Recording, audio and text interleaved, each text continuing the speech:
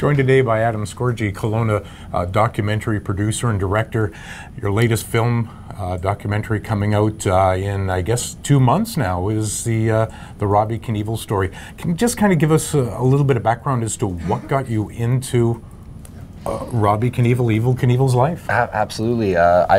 Jesse James Miller, the director I worked with on The Good Son, The Life of Ray Boom Boom Mancini, we had a great relationship, and he'd brought forth Robbie's story. And, you know, there's been tons done on Evel Knievel, but not a lot done on Robbie. So when he brought it and said, look, you know, Robbie's jumped 350 times, he holds 20 world records, he's succeeded in almost everywhere that his father hasn't.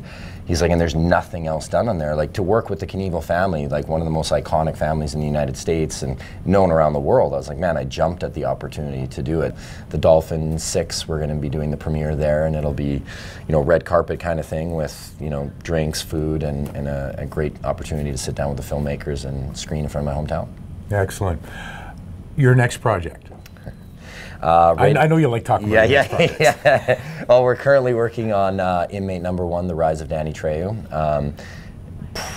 To me, I think it's one of the most remarkable redemption stories I've ever come across. Many people know Danny Trejo as Machete or the Big Bad Chicano in almost every movie. He's been in every TV show from Breaking Bad to Sons of Anarchy and, you know, his Heat. But you know, his personal story about how he served in federal penitentiaries for almost a decade and was addicted to heroin, was doing armed robberies by the time he was 12 years old, you know, to turn his life around and be 50 years sober.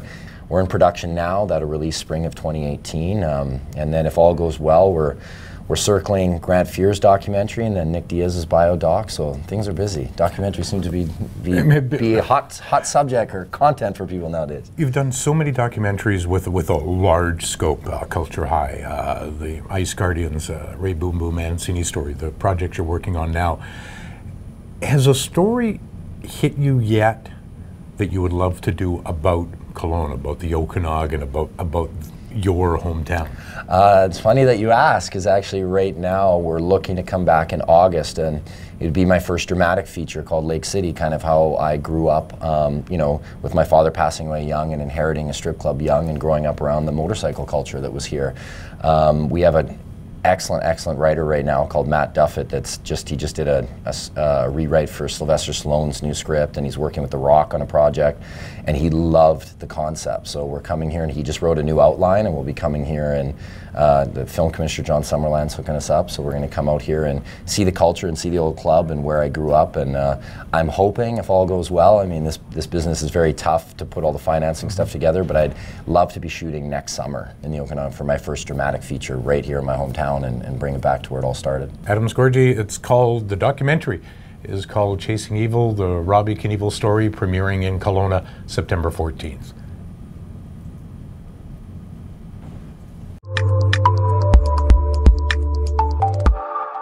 Read letters to the editor in our letters section under the opinion button in the yellow masthead.